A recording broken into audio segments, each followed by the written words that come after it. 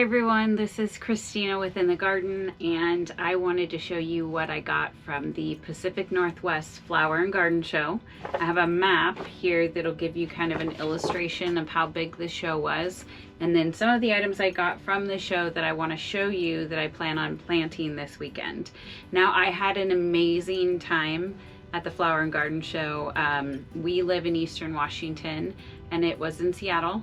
And from what I understood, a lot of people from the Pacific Northwest traveled to the show. On average, they have somewhere around 60,000 guests walk through the garden show. It broke out into kind of two segments. One area was where you purchased a lot of plants and seeds and things for sale. And then the other area was displays and amazing gardens and so forth. So I'd like to give you a look at the map and then show you one by one what I ended up getting. Okay, so the map breaks out into the upper area that was the plant show garden area. This is where I purchased most of the plants I will show you today. Now, this bottom area is the area in which they set up displays. So for months, gardeners and landscapers have been planning designs for their display garden, and I think it took a week to put it all together, but there were live expanding trees, there were flowers, there were water features. It was amazing. So I saved the map just so that I could show you, but this is amazing how big of an event it is. So if you're used to your local garden show that maybe is still growing and still trying to find its attendees, this one in particular, you can get a lot of exotic plants, a lot of amazing bulbs, some amazing things you've never seen before, and inspiration for garden design. So with that, take a look at this. You can go to the Northwest Flower and Garden Show online, and the tickets were reasonable. Just as a heads up, they let kids 13 and under in free. So I thought that was pretty awesome. So my husband and I and our 15-year-old had to pay, but our 12 and our 3-year-old got in free. So it's pretty cool. Some of the things I got were from the plant market. So one of the items that I've already planted up, the rest I will be taking care of today, was this little plant that I love. I believe this one is called a ghost plant. The tag that I got it with did not say that, but I believe that's what it is. I believe Laura on Garden Answer has one of these, and it might be a philodendron, but if you know what it is, please let me know. I like it because I do like houseplants, but I want to get some that maybe you haven't seen before. And I love these little terracottas. I'm just gonna give it a little drink of water. These little terracotta plants are pots are so cute, and I've been waiting to use them. And this plant was a 1 inch by 1 inch container, so it was really small and fit perfectly in here. So that was my first plant. This one I think was one of the most amazing plants. This one is an elephant ear. Let me show you. Elephant ear. And the texture is probably the most amazing. I wish you could feel this, but it is an incredibly thick, incredibly textured. It almost feels like textured wallpaper or textured, really not organic, but man-made material. And there's a new sprout coming up here. So this one needs a new pot today. Again, this one's an elephant ear. This one is a ponytail fern. I love the ponytail ferns. My husband Joe, his grandmother, has one, and they always have a larger trunked area, and then, like the name suggests, a little ponytail splitting off from the top.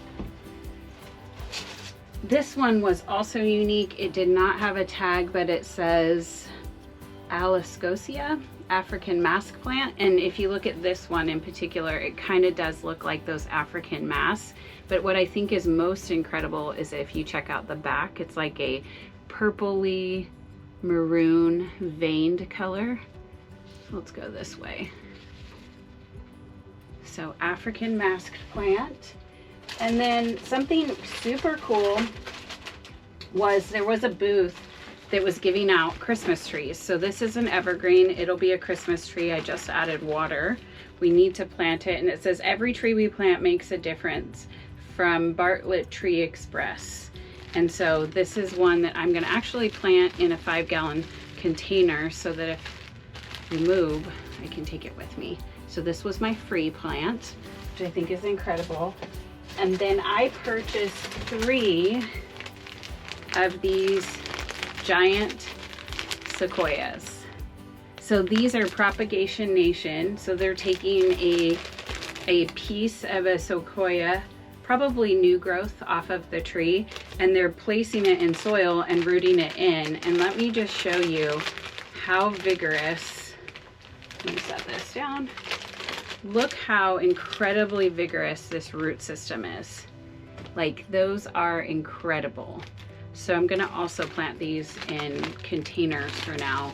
And those are sequoias. And if you know sequoias, sequoias grow in the high desert area. We are high desert. And they get incredibly large, like probably larger than any other tree we have here in Eastern Washington. If you're in California or know the California northern area, there is large, huge evergreen forests, and the sequoias grow there. Then I grabbed a few of these Sarah Bernhardt peonies. So I've got 2 of these. And what that looks like when it starts sprouting,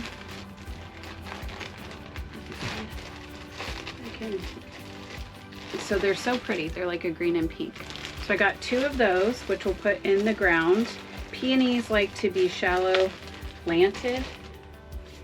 And then this bag, I got this bag of stuff here. Okay, so this one is, and I probably, is it hold on.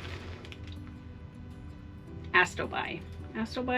It's one root. It comes up in kind of a flower like pillar, kind of like salvia does. And this is what it looks like. I got 2 of these. So it's one root system. So they sell these there. It was a shop that sold dahlias as well. So I got a couple dahlias. This one's a pineapple. I think that's what it said. No, Pinelands Princess. So that's one right there, dahlia. Here's the other one of these, and they pack that with some shavings. So those need to go out into the landscape. I got a Safari Adventure pineapple lily, which I thought was pretty cool. I wonder if I'm gonna have to look that one up and plant that in a pot, because I don't think it'll overwinter. So I'll probably plant that on the patio, and then when it's winter we can bring it here into the greenhouse. This one's a Last Dance dahlia.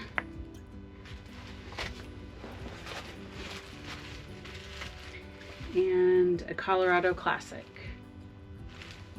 So what I liked about the event, you get to meet new vendors. So a lot of these came from, this one was Lily Pad Bulbs. This other one was Bulb Barn House, I think was the name of it. Oh, Dahlia Barn. And then I also like that you get to see rare plants like this. You don't see these very often, these ghost philodendrons. And then in addition, you just get really inspired about different things you can do in your garden, different ways that you can accent small spaces. So if you have a large area, you probably get lost in the immenseness of it and not knowing what to do. If you have a small area, you might have gotten overwhelmed with not being able to do very much with a small area. And so when you go there, I take a lot of pictures personally, and then I think about what I want to do. And there was a particular wooden arch and it circled around. I would love to figure out a way that I could make that work and then figure out where I'd want to put it. So that was something that I thought about. Now, also this apron. Let me show you. So I bought this apron. It's a floral pattern, and it was a lady that sold similar items like this, and then aprons that tie around your waist.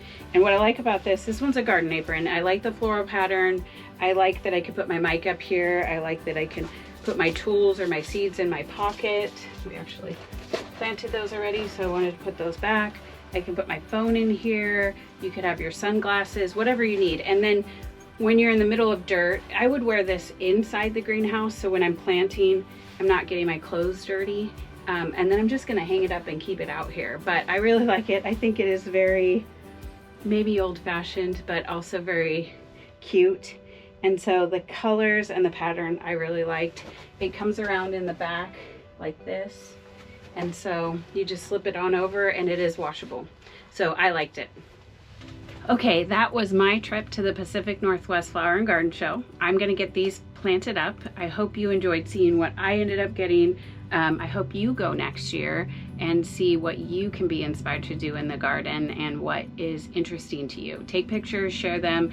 There are several YouTubers that are gardeners that are at the show. So if you like to be around people like that and get to meet them and be inspired by them, I think you should go. One more thing, I got these 2 tools. So I got these new pair of shears, and it came with a dibber. Do you remember that dibber we used for the garlic? Was a big long one that Joe made me? That's perfect for when you're standing up, and when you have raised beds like I had, this is perfect for you're already standing up and you don't want to be going from way up here down. And so this is a dibber. It has measurements on the side, so if you're planting bulbs like we're going to be doing here soon, or you're putting in garlic or anything that needs to go into the ground and you need to measure it, a dibber is nice to have, but you can make them on your own. I only got this because it was $1. And then these ones are really heavy duty. And I like to use Felco's, but I wanted to try this brand out. It's called Garden Guru. So with that, thank you guys for watching. I'm going to plant these up and I'll see you in the next garden video.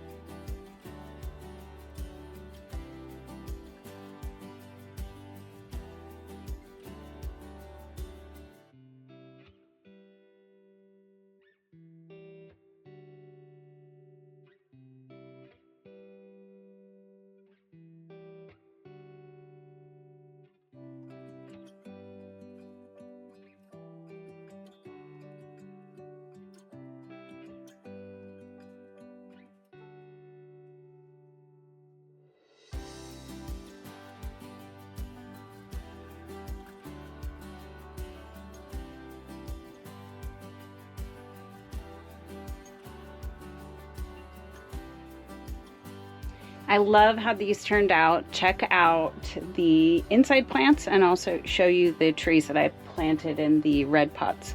And these were pots, the interior pots are ones I've had, and the outside ones, the plastic ones, are from old plants that I bought, so save those pots. Okay, this one was the African mask, and actually it had another little plant.